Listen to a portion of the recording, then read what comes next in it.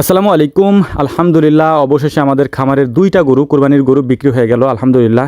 তো মূলত আপনারা জানেন যে গতকালকে আমরা মাঠে গিয়ে তারপর হচ্ছে জায়গা রেখে আসছিলাম। মানে আমাদের কোরবানি গরুগুলো যে হাটে উঠাবো, ওই হাটে আমরা জায়গা রেখে আসছিলাম ৪টা গরুর জন্যে। তো আমরা বাড়িতে আসার পরেই আমরা খামারে যাই এবং খামারে যাওয়ার পরে ব্যাপারীরা আসে এবং ওনাদের কাছে আমরা ২টা গরু বিক্রি করে দিই। যদিও মনে হয় যে মানে বাজার কীরকম হবে আমি জানি না, তারপরেও বাড়ি থেকে বিক্রি করে দিতে পারলে আমার জন্য সুবিধা।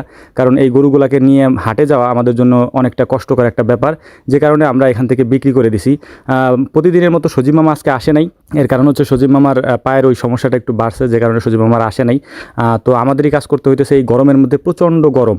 তো এর মধ্যেই দেখলাম যে ওই ব্যাপারীরা আসছে, তো ব্যাপারীদের সাথে আমরা কথা বলার চেষ্টা করলাম যে আপনারা কত কী দিতে পারবেন, কারণ প্রতিদিনই ব্যাপারীরা আসতে থাকে বা অন্যান্য লোকেরাও আসে।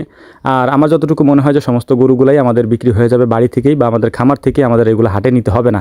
তো আপনাদেরকে বলার চেষ্টা করতেছি আমরা ২টা গরু বিশেষ করে কত টাকা বিক্রি করছি। তার আগে আপনাদেরকে দেখানোর চেষ্টা করি যে আমরা কোন ২টা গরু বিক্রি করে দিছি এবার প্রথমে আর কি। তো প্রথমে আমাদের এই যে কালো গরুটা ছিল, এখানে কালো যে লম্বা যে কালো গরুটা, এইটা একটা।